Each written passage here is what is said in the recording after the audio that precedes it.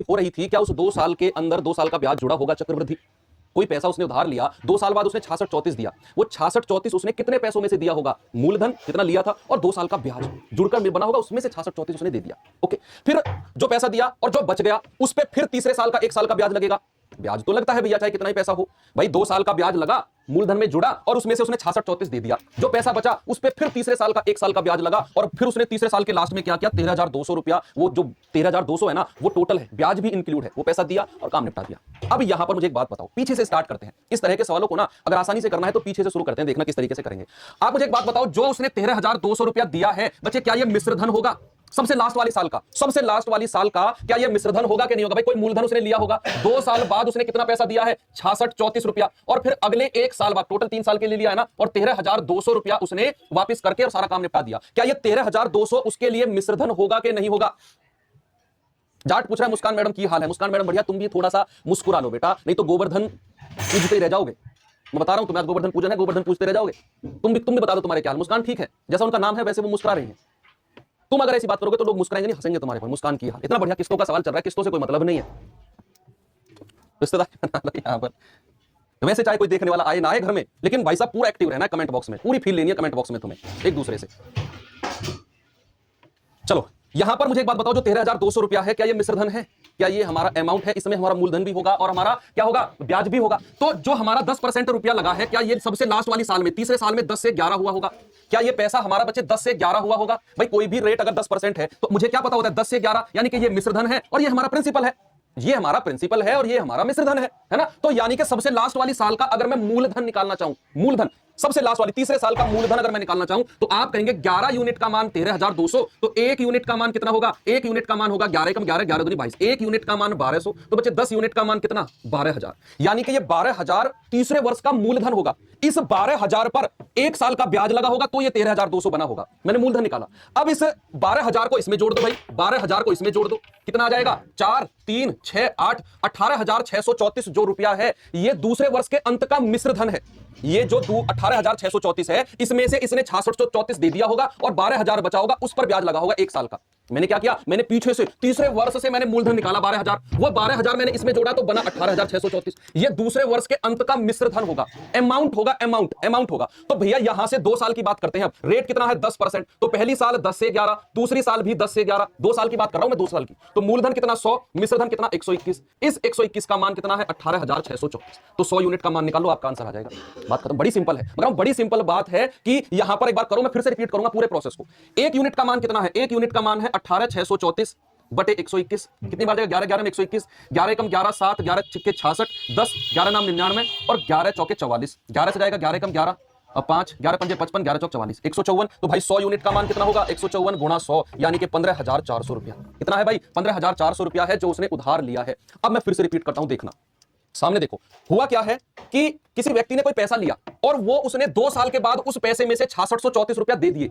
तो वो जो 2 साल बाद जब लौटा रहा है, क्या उस 2 साल में मूलधन और 2 साल का ब्याज जुड़कर मिश्रधन बना होगा? उस मिश्रधन में से उसने 6634 रुपए वापस दिए हैं और बचा जो पैसा होगा उस पर अगली 1 साल का ब्याज लग के और टोटल पैसा बन गया 13,200। उसने निपटारा कर दिया पूरा पैसा देकर। मैंने पीछे से शुरुआत की, सबसे लास्ट वाली साल से। जो सबसे लास्ट वाली साल है ना, तीसरी साल, वहां से मैंने कहा कि 10 से 11 हुआ है पैसा, क्योंकि रेट हमारा 10% है। 10% का मतलब 10 से 11 होना। तो उस 1 वर्ष की अगर मैं बात करूं तो 10 से 11 पैसा हुआ है। तो 11 यूनिट का मान 13,200, 1 यूनिट का मान 1200, तो 10 का मान 12,000। यानी कि तीसरे वर्ष की शुरुआत में 12,000 रुपया रहे होंगे, जिस पर 1 साल का ब्याज लग के 13,200 बना होगा तीसरे वर्ष की शुरुआत में। वो 12,000 आप इस 6634 में जोड़ोगे तो आएगा 18,634। ये 18,634 क्या है? ये दूसरे वर्ष के अंत में मिश्र धन होगा, अमाउंट होगा, अमाउंट। इस 18,634 में से 6634 उसने दे दिए, 12,000 बचे, उस पर आगे ब्याज चला होगा। ओके, यानी कि दूसरे वर्ष के अंत का मिश्र धन है। तो भैया 10 से 11, 10 से 11 दो बार कर दो, क्योंकि बात 2 साल की हो रही है। तो 121 यूनिट का मान इतना, 1 का मान इतना, तो 100 का मान इतना, यानी कि आपका मूलधन आपको मिल गया कितना? 15,400। बिल्कुल सही जवाब है, 15,400। नेक्स्ट क्वेश्चन पे चलता हूं, सेम है और इसी की तरह आपने इसमें दिमाग लगाना है। लगाओ। वार्षिक दर 12.5% से डरो मत, 1/8 होता है। 12.5% वार्षिक दर पर 3 वर्ष के लिए उधार दिया, 3 वर्ष के लिए, जबकि ब्याज वार्षिक संयोजित था। उसने क्या किया? 2 वर्ष के बाद उसने 8100 रुपए लौटा दिए और जो पैसा बचा तीसरे साल उस पर ब्याज लगा होगा और तीसरे साल के अंत में ब्याज लगने के बाद में उसने 14,580 रुपया लौटा दिया और काम आप साफ कर दिया। तो बताओ कितना पैसा उधार लिया था? सेम सवाल है, सेम सवाल है कि यहां पर मूलधन है, 2 साल के अंत में उसने कितना पैसा दिया है बच्चा? 8100, और टोटल 3 साल की बात हो रही है, तो अगली 1 साल में उसने 14,580 रुपया दिया और काम निपटा दिया।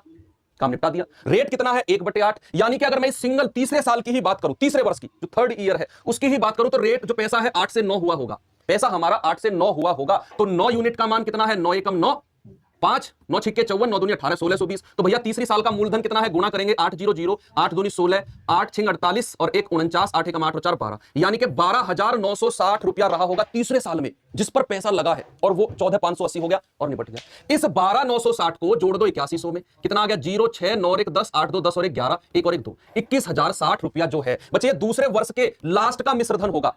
इस 21,060 में से उसने 8100 दिया और जो पैसा बचा उस पर 1 साल का ब्याज लग के 14,580 रुपए वापस कर दिए, है ना। तो यहां पर आप एक काम करो, अब 2 साल की बात कर रहे हैं, रेट 1/8 है, तो 8 से 9, 8 से 9 कितना हो गया, 64 और 81, तो 81 यूनिट मिश्रधन है दूसरे वर्ष के अंत का, जो कि उसने दिया है 21,060। आप यहां पर एक यूनिट का मान कितना होगा, 21,060 बटे 81, तो 1 9 में 81, 9 दूनी 18, 3 9 तिया 27, 9 चौके 36, 0 9 से कटेगा 9 दूनी 18, 9 छिक्के 54, एक यूनिट का मान 260, तो 64 का मान कितना होगा, 64 गुना 260, 0 26 चौके 104 हासिल का 10, 26 छिक्के कितना होता है, 156 होता है ना, 156 और 10 164, 16,440 रुपया। कितना आ गया, 16,440, डजंट मैटर, ऑप्शन में नहीं मैच कर रहा है, कोई बात नहीं, आपका आंसर जो है 16,440 है, बिल्कुल सही जवाब। कितना है, 16,440 है, बिल्कुल सही जवाब आपका आंसर होगा, जिसका भी आ रहा है। एक क्वेश्चन होमवर्क के लिए दे देता हूं भैया, मूलधन पर लगता है क्या इंटरेस्ट, आपके मिश्रधन पर लगता है क्या, तो किस तरीके से। अब इंस्टॉलमेंट भी दो तरीके की होती है, कुछ चक्रवर्ती इंस्टॉलमेंट और एक आपकी साधारण इंस्टॉलमेंट। अब साधारण ब्याज हमने पढ़ा था, बड़ा बेसिक चीज पढ़ी थी साधारण में, तो इंस्टॉलमेंट भी इसकी बेसिक ही हो। पहले मैं आपको बताऊं भाई, मान लो कि 100 रुपए की 3 किस्त में कोई चीज वस्तु लेनी है आपने, 100 रुपए की ना 3 किस्त में कोई वस्तु लेनी है, या फिर ऐसा भी कह सकते हो कि आपने ना कोई 300 रुपए की कोई चीज लेकर आए, 300 रुपए की कोई वस्तु आप लेकर आए और उसे 3 इंस्टॉलमेंट में देना है, 3 किस्त में देना है, 3 किस्त में। तो भाई 100 रुपए पहली किस्त है, 100 रुपए दूसरी किस्त है, 100 रुपए तीसरी किस्त है, 100 रुपए तीसरी किस्त है। क्या ऐसा होता है कि भाई अगर आप कोई चीज लेकर आए हो 300 रुपए में, तो क्या उसकी 100 रुपए की किस्त बनती है, 300 रुपए देने आपको 3 महीने में, नहीं, पैसा कुछ बढ़ाकर दिया जाता है, कुछ पैसा इंटरेस्ट रेट लगता है, कुछ इंटरेस्ट रेट लगता है। यानी कि आप अगर मुझसे कहो कि सर इंस्टॉलमेंट का थोड़ा सा हमें और डीप जाके समझाओ, तो मैं आपको इतना कहूंगा कि मान लो कि 32, मान लो आपने 300 रुपए की कोई चीज ली, या फिर आप ऐसा कह सकते हो कि मान लो आपने 1,000 रुपए की कोई चीज ली है, आपने ना 1,000 रुपए की कोई चीज ली है, तो जो अगर मैं कहूं 3 साल बाद देना है, अगर मैं कहूं इसको बच्चे 3 साल बाद देना है, 3 साल बाद, 3 साल बाद, और किस्त जो है ना वो वार्षिक किस्त है, हर साल की वार्षिक किस्त है। जो रेट है आपका 10% है, मैंने कहा जो रेट है वो आपका 10% है, हाँ 10% का रेट है। तो अब दिमाग में दो बात आएंगी, सर अगर 10% का रेट है, बात साधारण ब्याज की हो रही है, तो 3 साल का ब्याज कितना बन जाएगा, सर साधारण में तो हमने इसी तरीके से पढ़ा है कि अगर मैं बात करूं 3 साल बाद किस्त देनी है और 10% का रेट है, तो 10 तिया 30%, 30/100 और किसका 1,000 का, यानी कि ब्याज बन गया 300 रुपए का और हमारा मूलधन था 1,000, तो टोटल पैसा देना है 1,300 रुपए, टोटल पैसा देना है 1,300 रुपए। तो सर 1,300 रुपए को हर साल किस्त देनी है, 3 से डिवाइड कर दो, एक किस्त इतने की हो जाएगी। क्या ये सही है, क्या ये सही किया मैंने, आप मुझे बताओ, सोचकर बताओ कि आपने कोई 1,000 रुपए की चीज ली और वो 3 साल बाद हर साल किस्त देनी है, उसकी हर साल किस्त देनी है और 3 साल में उसका निपटारा कर देना है, तो क्या आप ऐसे करोगे, रेट अगर 10% है तो 3 साल का ब्याज निकाला 30%, 1,000 का 300 रुपया, जोड़ा डिवाइड बाई 3 करके 21 1300/3 की आ गई। क्या ये सही है, नहीं। बच्चे एक बात बताओ, आपको देना है रुपया ये, अब ये 3 साल में देना है, पहली साल दूसरी साल तीसरी साल, पहली साल दूसरी साल तीसरी साल। मान लो आपने किस्त दे दी आपने, तीनों किस्त बराबर है ए और ए रुपया की। जब आपने किस्त ए रुपए की पहली दे दी तो फिर इस पे ब्याज थोड़ी लगेगा, जब आपने पहली किस्त ए रुपए की दे दी तो उस पे ब्याज थोड़ी लगेगा, अगली साल जो ब्याज लगेगा बच्चे वो 1,000 माइनस ए पर ही तो लगेगा, जो ब्याज हमारा अगली साल लगेगा भाई 1,000 माइनस ए पर ही तो लगेगा, फिर अगली साल उसमें से भी ए घटा देंगे। सर थोड़ा सा घूम गए, मैं आपको फिर से जनरल लाइफ में लेकर चलता हूं, थोड़ा सा जनरल, वहीं पर जाकर समझोगे आप लेकर आए 20,000 रुपए का कोई स्कूटर पुराना, 20,000 रुपए का कोई स्कूटर या कोई वस्तु लेकर आए आप, मैंने कहा 10% का रेट है और आपने उसे कहा भाई 5 साल में दूंगा, 5 साल में दूंगा और हर वर्ष में किस्त आपको दूंगा, हर साल में बराबर की किस्त आपको दूंगा, हर साल बराबर की किस्त दूंगा। तो आपके पास 2 ऑप्शन है समझने के कि सर या तो मैं 10% के हिसाब से 5 साल का रेट निकाल दूं, कितना आएगा 50%, किसका 20,000 का, तो 20,000 का 50% कितना आ गया भाई, 20,000 का 50% आ जाएगा 10,000, यानी कि 5 साल में ये 10,000 ब्याज बनेगा, 5 साल में ये जो ब्याज है वो 10,000 बनेगा, 10,000 तो 20 और 10 30,000 रुपए हो जाएगा, 5 साल में देना है हर साल, तो यानी कि सर 6,000 की किस्त बनेगी। क्या हमारी जो किस्त है वो 6,000 की बनेगी, क्या ये बात सही है, नहीं। क्यों, क्योंकि बच्चे जब इसका आप मतलब क्या कहना चाह रहे हो, आप इसका मतलब कहना चाह रहे हो कि सबसे लास्ट का जो धन बनेगा 5 साल बाद उसका ब्याज निकालकर 5 से डिवाइड कर दो। यार अगर मुझे वहीं पर पैसा देना होता सबसे लास्ट वाले पैसे का, सबसे लास्ट वाले समय का, तो फिर मैं हर साल वाला झंझट क्यों पालता, मैं तो सबसे लास्ट में ही पैसा ना दे दूं। भाई आप सोचो कि 20,000 की कोई चीज लेकर आए, आपको देनी है 30,000 रुपए देने हैं, तो सबसे लास्ट में दोगे आप 5 साल बाद, 5 साल तक पैसे को यूज करो उसको। आप हर साल क्यों देते हो, आप हर साल पैसे को क्यों देते हो 6,000 करके, आप उससे कहो कि यार मुझे तो टोटल भी 30,000 रुपए देने हैं, हर साल भी 6,000 करके 30,000 रुपए देने हैं, तो फिर मैं क्यों हर साल का झंझट पालूं, 5 साल बाद ही लियो अपने 30,000 रुपए। लेकिन ऐसा नहीं होता है ना, तो इसीलिए ये कॉन्सेप्ट हो जाता है गलत। किस्त वाला कॉन्सेप्ट क्या होता है कि पैसा हमें थोड़ा सा कम देना पड़ेगा 30,000 से, पैसा हमें 30,000 से थोड़ा सा कम देना पड़ेगा। रीजन क्यों कम देना पड़ेगा हमें, वो मैं आपको बताता हूं कि जब आपने मान लो कोई किस्त यहां पर दे दी, पहली साल मान लो आपने 6,000 की किस्त दे दी, सपोज 6,000 की किस्त दे दी तो 20,000 रुपया है। अगली बार जो ब्याज लगेगा वो 6,000 कम पे लगेगा ब्याज, 6,000 रुपया कम पे ब्याज लगेगा। फिर अगली बार आप 6,000 दे दोगे, फिर जो अगली बार ब्याज लगेगा वो टोटल में से 6,000 कम पर ब्याज लगेगा, है ना, पैसा कम होता जाएगा। इसी वजह से जो हमें टोटल पैसा देना है वो 30,000 से कम देना पड़ेगा, 30,000 से कम का देना पड़ेगा हमें, ठीक है। हर साल जब हम पैसा दे देंगे ना, तो हर साल हम किस्त देते रहते हैं, तो जिस पैसे पर ब्याज लगता है वो कम होता जाता है, थोड़ा थोड़ा थोड़ा थोड़ा, है ना, तो उस पर ब्याज भी थोड़ा थोड़ा कम हो जाएगा, तो हमें 30,000 से कम रुपया देना पड़ेगा। इसीलिए हम चीजों को किस्त में बांटते हैं, ना कि एक साथ हम लास्ट में दें। तो ये चीज है ना। अब ये चीज आपको सवाल से बहुत अच्छे समझ में आएगी, बहुत अच्छे से। भाई उससे पहले कॉन्सेप्ट मैं आपको सिखाता हूं। मैंने कहा रेट जो है ना वो 10% है, रेट जो है 10% है, और 3 बराबर किस्तों में कोई चीज देनी है, 3 बराबर किस्तों में कोई चीज आपने देनी है, 100 की 3 बराबर किस्त देनी है, रेट जो है वो 10% है। आपने पहली साल 100 रुपए की किस्त दी, दूसरी साल 100 रुपए की किस्त दी, और तीसरी साल 100 रुपए की किस्त दी, और काम बराबर कर दिया। ले भाई मेरा तेरा हिसाब बराबर। घूम के मुझे पता है, सवाल जवाब करोगे ना, तरीका सीख जाओगे और टेंशन नहीं होगी। पहली साल 100 रुपए की किस्त दी, दूसरी साल 100 रुपए की किस्त दी, तीसरी साल 100 रुपए की किस्त दी, और काम बराबर कर दिया, काम बराबर कर दिया। अब जब आप तीसरी साल की किस्त दे रहे थे, सामने देखा, जब आप तीसरी साल की लास्ट वाली किस्त दे रहे थे, उसके बाद तो कोई ब्याज नहीं लगेगा, वो तो 100 रुपए की रहेगी। लेकिन आप मुझे बताओ बच्चे, अगर मैं सेकंड ईयर की किस्त को, दूसरे साल की किस्त को अगर मैं लास्ट में ही देता, इस वाली किस्त को अगर मैं लास्ट में ही देता, क्या इस पे 10 रुपए का ब्याज लग जाता? क्या इस पे 10 रुपए का ब्याज लग जाता अगर मैं इस 100 रुपए की किस्त को तीसरे साल में ही देता, दूसरे साल में ना देता? तो अगर मैं इसे तीसरे साल में ही देता तो कितना रुपया देना पड़ता मुझे? 110 रुपया देना पड़ता। अगर मैं दूसरे साल के पैसे 100 रुपए को ना देता, दूसरे मैं थर्ड ईयर में ही देता इसको भी, तो क्या इस पर 10% का ब्याज, यानी कि मुझे 100 रुपए ना देकर मुझे देने पड़ते 110 रुपए। कितने देने पड़ते? मुझे देने पड़ते 110 रुपए। सेम चीज मुझे बताओ, अगर मैं पहली साल के 100 रुपए को तीसरे साल में ही देता तो मुझे कितने रुपए देने पड़ते? जल्दी से बताओ। अगर मैं पहली साल के 100 रुपए को ही थर्ड ईयर में पे करता, चेहरे की ब्राइटनेस मिसिंग 100 की जगह, भाई ये तो मैंने 100 रुपए फर्स्ट ईयर में देकर निपटा दिए, अगर ना देता, मुझे थर्ड ईयर में ही देता, तो क्या इस पे 2 साल का 10 और 10 20% का ब्याज जुड़ जाता? 2 साल का 10 और 10 20% का ब्याज जुड़ जाता, तो ये रुपया क्या मुझे 120 रुपए देने पड़ते? क्या मुझे 120 रुपए देने पड़ते, है ना। तो अब आप अगर इन तीनों को जोड़ोगे ना, तो 0 2 और 1 3, 1 2 और 3, जो 330 रुपया है ना, ये आपकी देय धन है, जो आपको देना होता है, अमाउंट रुपया, इतना पैसा देना होता है आपको, ठीक है। अब सवाल पे चलते हैं, ज्यादा कंफ्यूज आपको नहीं करते। बस इस सवाल में मतलब इस कॉन्सेप्ट मुझे एक बात सिखानी थी कि अगर दूसरे साल का पैसा सबसे लास्ट में पे किया जाता तो उस पे इतने परसेंट ब्याज बन के इतना हो जाता। अगर 100 रुपए को मैं सबसे लास्ट में देता तो ये पैसा इतना हो जाता। आपने मानना क्या है? आपने प्रत्येक किस्त को 100 रुपए मान के चलना है। बाद में उसको हम इक्वेट करके कर लेंगे, बाद में इक्वेट करके कर लेंगे उसे। जैसे पहला सवाल आपके सामने है, ये रहा। अब टेंशन मत लो, अब नहीं घूमोगे। 4-5 सवाल कराऊंगा ना, चीजें दिमाग में सेट हो जाएंगी, नहीं घूमोगे, बिल्कुल नहीं घूमोगे। देखिए, 3 वर्ष में 4,000 रुपए का वार्षिक भुगतान 15% की प्रति वर्ष साधारण ब्याज दर पर किस राशि के ऋण को चुकता करेगा? वो कहना चाह रहा है कि 4,000 रुपए का वार्षिक भुगतान है, हर साल आपको 4,000 रुपए देने हैं और 3 वर्ष तक देने हैं, तो 15% का रेट लगेगा। तो क्या कितना रुपया है जिसको मुझे चुकता करना है 3 साल में? वो धन पूछा है आपसे, वार्षिक किस्त उसने दे दी है कि जो एनुअल इंस्टॉलमेंट है ना, वो 4,000 रुपए की है। तो 3 साल बाद कितना पैसा है टोटल जिसे हमें देना पड़ेगा? आप कहेंगे सर 1 साल का 4,000, तो 3 साल का 3 से गुणा कर देंगे, सर क्या 12,000 रुपया देना पड़ेगा? नहीं, 12,000 नहीं देना पड़ेगा बच्चे, ब्याज भी तो लगेगा यार। ब्याज को क्यों कैलकुलेट नहीं कर रहे हो आप? पहले साल चलो मान लो जितना भी आपने पैसा दियो, दूसरे साल का जो पैसा उस पर ब्याज लगेगा, फिर अगले साल फिर ब्याज लगेगा। तो ब्याज को इग्नोर नहीं करना है। अगर आप सोच रहे हो 3 साल है, 4,000 रुपए वार्षिक करना है, तो टोटल 12,000 देना है, ऐसे थोड़ी होता है। ब्याज कहां जाएगा? फिर उसको भी एडजस्ट हमें करना है। तो क्या करेंगे? सबसे पहले इस तरह के सवालों में, किस्त के जब भी इस तरह के सवाल आए तो आपने क्या करना है, कितने वर्ष है? 3 वर्ष, 3 वर्ष है, 4,000 रुपए की वार्षिक किस्त है, छोड़ो आप देखो 3 वर्ष है ना, आप 100 रुपए की 3 किस्त बना दो, इक्वल इंस्टॉलमेंट। बाद में मैं क्या करूंगा, मैं 100 रुपए को 4,000 के बराबर कर लूंगा। अभी फिलहाल आप क्या करो, 3 बराबर की किस्त है, 100 रुपए की तीनों किस्त मान लो कि 3 वर्ष में देनी है, हर साल के लास्ट में देना है, तो मुझे 100 रुपए किस्त देना होगा। 100 रुपए पहले साल के अंत में, 100 रुपए दूसरे साल के अंत में, और 100 रुपए तीसरे साल के अंत में।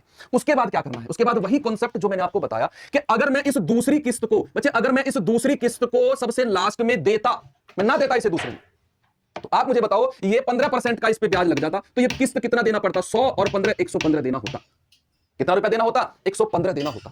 अगर मैं इस 100 को यहां पर ना दूं और सबसे लास्ट में ही दूं, तो भैया 1 साल और 2 साल का ब्याज लगेगा इस पर। इस पर ब्याज कितना लगेगा? 30% का ब्याज इस पर लगेगा। अगर मैं इसे सबसे लास्ट में ही दूं, अगर मैं इसे सबसे लास्ट में ही दूं, तो इस पर ब्याज लगेगा 30% का, यानी कि इसका भुगतान करना होगा 130। इसका भुगतान करना होगा 130। यस, अब इन तीनों को जोड़ लो, 5 3 और 1 4, 1 2 और 3, 345 रुपया देना है हमें। और एक किस्त का मान कितना है? 4,000। और बच्चे प्रत्येक किस्त तो 100 रुपए की है, तो 100 यूनिट का मान 4,000।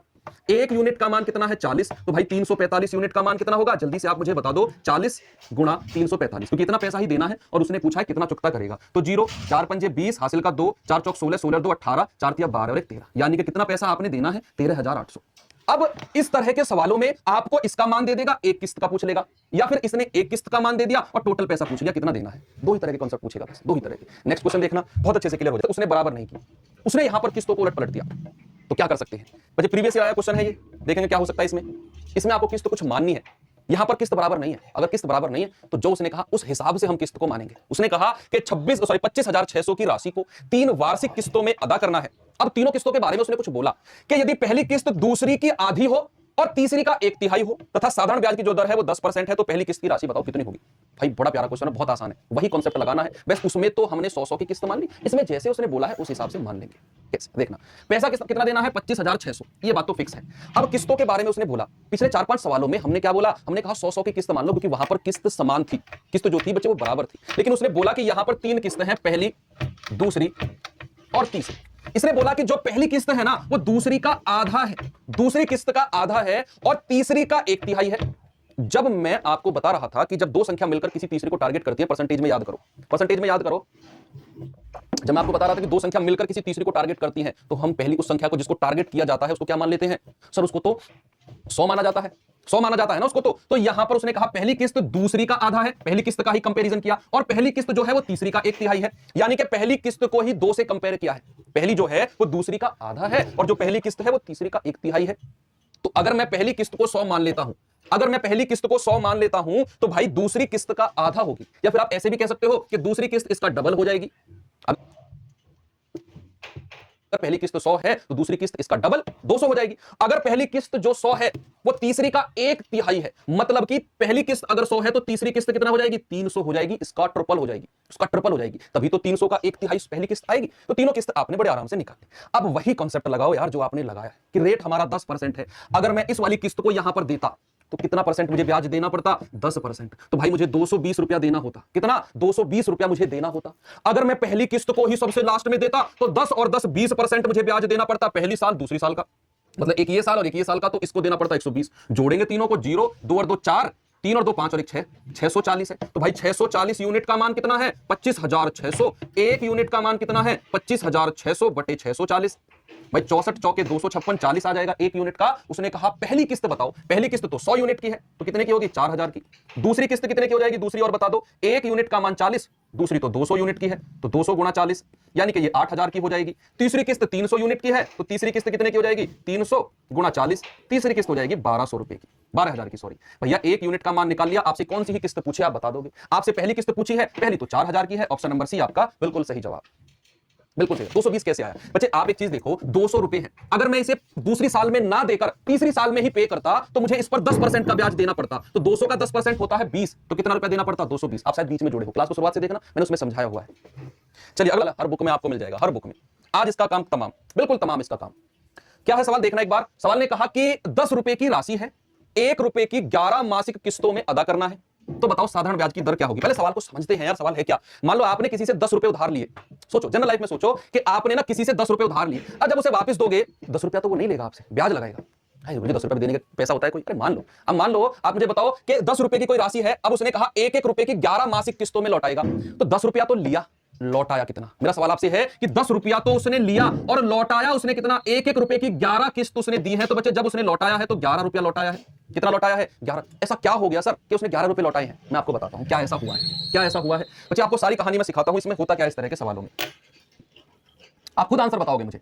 मेरा सवाल आपसे है, 10 रुपए उधार लिया, जब पहले महीने की बात की गई तो कितने रुपए पर ब्याज लगेगा? बताओ, 10 रुपए आपकी जेब में है, एक महीने बाद आपको 1 रुपए की किस्त देनी है, तो ब्याज कितने रुपए पर लगेगा? 1 रुपए की किस्त देनी है, उसको हटाओ साइड में। पहले महीने ब्याज लगेगा कितने रुपया पर? आप कहेंगे सर जो मैंने रुपया लिया 10, पहले महीने तो उस पर ही ब्याज लगेगा। यस भाई, आप किसी से कोई पैसा लेते हो, 10,000 रुपए लेते हो, पहले महीने आपने कोई इंस्टॉलमेंट दिया, भाई पहले महीने तो जो ब्याज लगा वो तो 10 रुपए पर ही लगेगा ना, तो पहले महीने जो ब्याज लगेगा वो 10 रुपए पर लगेगा। और अगर मैं बात करूं दूसरे महीने की, तो दूसरे महीने कितने रुपए पर ब्याज लगेगा? क्योंकि यहां पर आपने अब 1 महीने बाद 1 रुपया इंस्टॉलमेंट का दे दिया है, 1 रुपया इंस्टॉलमेंट का आपने दे दिया है। अब जो ब्याज लगेगा ना वो 10 में से 1 घटा दो, 9 रुपए पर ब्याज लगेगा, जो दूसरे साल लगेगा। ऐसे ही दूसरे साल के अंत में भी आपने 1 रुपया ब्याज का दे दिया, अब जो पैसा लगेगा वो 8 रुपए पर लगेगा ब्याज। अब जो ब्याज लगेगा 8 रुपए पर लगेगा, ऐसे कर करके फिर 7 रुपए पर, फिर 6 रुपए पर, और फिर 1 रुपया पर ब्याज लगेगा। सॉरी, पर ये ऐड स्किप नहीं हो सकता। आलू गोभी क्या वो? थोड़ा थोड़ा ब्याज मिलकर 1 रुपया बना देगा पूरा, तभी तो 10 रुपया आपने लिया 10 रुपया लिया और 1 रुपए की 11 किस्त यानी कि 11 रुपया आपने दिया। जो डिफरेंस आया है ना 1 रुपए का, ये वही 1 रुपया है जो थोड़ा थोड़ा ब्याज बन के पहले 10 पर लगेगा, फिर 9 पर, पॉइंटों में रुपया कैलकुलेट होगा। 0.1 मिल गया, 0.2, 0.7, 0.8, ऐसे मिल मिलके ये सारा पैसा 10 साल का पैसा, 10 महीने का सॉरी, 1 रुपया बना देगा। और लास्ट में आपने 1 रुपया एक्स्ट्रा देना है 11वें महीने में 1 रुपया एक्स्ट्रा देना है। वो 1 रुपया एक्स्ट्रा आया कहां से, वो मैंने आपको बताया है कि पहले 10 रुपए पर ब्याज कुछ मिलेगा, बहुत थोड़ा सा, फिर 9 रुपए पर बहुत थोड़ा सा, 8 रुपए पर बहुत थोड़ा सा, और वो मिलके बहुत थोड़ा मिलके 1 रुपया बना देगा ब्याज लास्ट में जाके। ठीक है, तो ये इस तरीके से एक्स्ट्रा रुपया हमें देना होता है ब्याज का जब हम इस तरीके के सवालों को करते हैं। तो आप मुझे बताओ कि अगर मैं पहले महीने ब्याज दूंगा तो 10 रुपए पर दूंगा, मूलधन गुणा दर हमें निकालनी है। समय कितना है, मासिक की बात कर रहे हैं तो समय होगा 1 महीने का, समय होगा 1 महीने का, मूलधन गुणा दर गुणा समय। महीने को साल में बदलते हैं तो 12 से डिवाइड करते हैं बच्चे। 1 महीने में अगर हमें साल में बदलना हो तो हम उसे किसमें बदलते हैं, 12 से डिवाइड करते हैं। ये आपको पहले महीने का ब्याज है। दूसरे महीने जो ब्याज लगेगा वो 9 रुपया पर लगेगा, क्योंकि 1 रुपया तो आप इंस्टॉलमेंट का दे चुके हो 1 महीने बाद। दूसरे महीने जो ब्याज लगेगा बच्चे वो 9 रुपए पर लगेगा, दर आर है और 1 महीने का ही ब्याज लगेगा, बटे 100 और 12, 1/12। तीसरे महीने जो लगेगा वो 8 रुपए पर लगेगा, तीसरे महीने जो ब्याज लगेगा वो 8 रुपए पर लगेगा, और कितना लगेगा, आर की दर से अगले 1 महीने और 100 गुणा 12, ऐसे कर करके ब्याज सबसे लास्ट में जाएगा और लास्ट में 1 रुपए पर ब्याज लगेगा और गुणा 1/100 गुणा 12। और ये टोटल ब्याज किसके बराबर होगा, ये टोटल ब्याज इस 1 रुपया के बराबर होगा, क्योंकि ये थोड़े थोड़े ब्याज ने मिलकर ही 1 रुपया बनाया होगा। इसने सबका कंट्रीब्यूशन 10 से लेकर 1 तक का कंट्रीब्यूशन हुआ होगा और उसने सबने कंट्रीब्यूट करके 1 रुपया बनाया होगा। ये वही चीज है, सेम है। अब इसको सॉल्व कैसे करें सर, इसमें आपने एक काम करना है, कॉमन क्या ले सकते हो, R/1200। क्या आप R/1200 कॉमन ले सकते हो कि नहीं, हर किसी में आपको R/1200 दिख जाएगा। तो बचेगा क्या, 10 + 9 + 8 और ऐसे करके 1 तक बराबर 1। अब ये तो मैंने आपको जोड़ना सिखाया है भाई, अभी ये चीज तो मैंने जोड़ना सिखाई है। 10, 8, 9, 7, 6, 5, 4, 3, 2, 1 ये सब सिखाया है मैंने आपको। कैसे भैया जोड़ेंगे, कैसे, पहली और लास्ट को जोड़कर बटे 2 कर दो, और संख्या कितनी है 1 से लेकर 10 तक की 10 संख्या है, और R/1200 तो है ही, R/1200 तो है ही, और बराबर 1 रुपया। कितना होगा, 10 और 11, 2 पंजे 10 और 11 पंजे 55, तो R/1200 गुणा 55 बराबर 1। ये उधर जाएगा तो R बराबर कितना होगा भाई, 1200/55। 5 से जाएगा 5, 11, 55 और 240, कितना जाएगा, 11 दूनी 22, 2, 11 एकम 11, 21 सही, 9/11%। रेट कहीं दिखा ऑप्शन में, ऑप्शन नंबर डी। यही आपने करना है, मैंने उनसे एक्स्ट्रा ले ली, वो बहुत दयालु है, 10 मिनट में कोई दिक्कत नहीं है ना। तो सवाल करेंगे, एक फ्रीज पर अंकित मूल्य 10,000 रुपया है, 2,000 की नगद और 9 महीने की 1,000 रुपए की किस्तों पर प्राप्त होगा, तो वार्षिक ब्याज की दर बताना है, क्या होगी, जल्दी से बता दो। यहां पर डाउन पेमेंट का केस आ गया, डाउन पेमेंट का, कि भैया 10,000 रुपया या तो नगद दो और फ्रीज ले जाओ, या फिर ऐसा भी कर सकते हो कि 10,000 रुपया तो देना है, या फिर आप ऐसे कर सकते हो कि 2,000 की डाउन पेमेंट करो, यानी कि 2,000 रुपया तो कैश दे दो, और जो बचे कितने 10,000 में से 2,000 डाउन पेमेंट करके 8,000 रुपया बचे हैं, इनको देना है अब किस्तों में, इन 8,000 को किस्तों में देना है। और अब सवाल वही बन गया जो अभी हमने किए हैं कि भैया वो 1,000 रुपए की किस्त देगा प्रत्येक किस्त। पिछले सवालों में 1 रुपए की किस्त दे रहे थे, अब 1,000 की दे दी, क्या दिक्कत है। कि भैया आप मुझे एक बात बताओ, अगर वो इस तरीके से देगा 9 किस्त, 9 महीने तक 1,000 की किस्त 9 महीने तक देगा, तो कितना रुपया हो गया, 9,000 रुपया, 9,000 रुपया हो गया, और 2,000 पहले से ही उसने डाउन पेमेंट कर दी, तो पैसा कितना देना पड़ा उसे, इस प्रकार 11,000 रुपया, और भैया मूल्य कितना था 10,000, तो ब्याज कितना बन गया, क्या 1,000 रुपया ब्याज का देना पड़ा उसको ओवरऑल पे। मैं ओवरऑल की बात कर रहा हूं कि 10,000 रुपए का फ्रीज था, उसने 2 रुपए की डाउन पेमेंट की, 2,000 की सॉरी, और 9 महीने की 1,000 की किस्त बना ली, तो 9,000 तो ये हो गए और 2,000 ये। सर इस प्रकार तो 11,000 देने पड़ेंगे उसको किस्तों के हिसाब से, जी हां देने पड़ेंगे, और 1,000 रुपए का ब्याज बन गया। अब मुझे बताओ पहले महीने ब्याज कितने रुपया पर लगेगा, 8,000 पर, 10,000 पर नहीं, क्योंकि 10,000 में 2,000 की तो वो डाउन पेमेंट दे चुका है पहले ही फ्रीज को लेते टाइम। अब जो पहले महीने का जो ब्याज लगेगा ना बच्चे, वो 8,000 पर लगेगा, कितना, R गुणा 1/1200। दूसरे महीने 7,000 पर लगेगा, गुणा R गुणा 1/1200, और इस प्रकार जाके भैया तीसरे महीने सबसे लास्ट के महीने 1,000 पर लगेगा, और गुणा R गुणा 1/1200, और बराबर किसके हो जाएगा, जो ओवरऑल उसे ब्याज मिला है, ये आपने कैलकुलेट करना है। तो आप यहां से कह सकते हो कि भैया यहां से कॉमन कितना आएगा, कॉमन आएगा R/1200, तो कॉमन आएगा ही आएगा, लेकिन ये हर किसी में 3 जीरो भी है, हर किसी में, सॉरी भैया 8,000, 7,000, 6,000, 5,000, वो 3 जीरो भी आप कॉमन ले लो, तो अंदर कितना बचेगा, 8 + 7 + 6 और ऐसे करके 1 तक, और बराबर किसके हो जाएगा, 1,000 के। 1,000 से 1,000 गया, तो कितना हो गया, R/1200 कैलकुलेट करेंगे कितना आएगा, 8 + 1/2, और संख्या कितनी है 8 बराबर 1, 2 चौके 8 और 9 चौके 36, तो R बराबर कितना हो जाएगा, R बराबर हो जाएगा 1200/8 और 1 9 चौके 36। यहां से R का मान आ जाएगा आपका, निकाल लेना बच्चे, 12 × 36 और 100/3 कितना होता है, 33.33%। कितना होता है, 33.33%, आपका आंसर आ गया।